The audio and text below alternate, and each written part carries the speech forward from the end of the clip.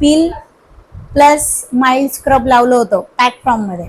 ते लावल्यानंतर मी ते पुसून घेतलं आणि मी काय करते आता, जे स्क्रबर पॅड आहे माझा हायड्राचं ते मी सिलेक्ट करते. इथे एंटरला गेली, एंटर दाबल्यानंतर मी ह्या ॲरोवर गेली. ॲरोवर गेल्यानंतर इथे मी हा ब्लेड म्हणून हे जे स्क्रबर पॅड आहे हे सिलेक्ट केलं. हे केल्यानंतर एंटर दाबलं.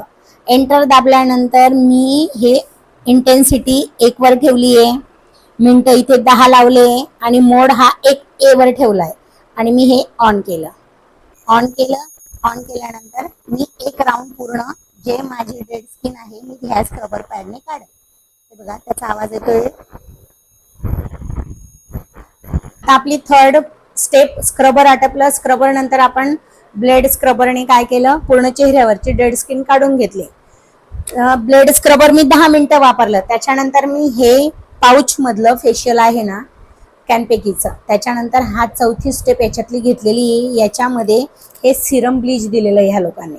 सिरम ब्लीच दिलंय तर हे सिरम ब्लीच आता आपल्याला ऍप्लिकेशन करायचंय. याच्यात हे जेल आहे, त्याच्यानंतर हे ऑइल आहे आणि ऑइल नंतर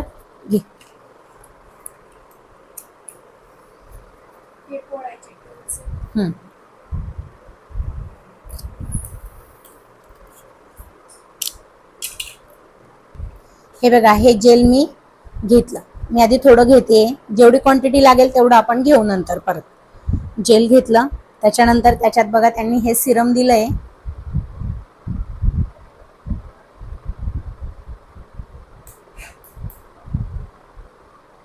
दाबलं, फोडल्यानंतर याच्यात हे सिरम मिक्स करायचं.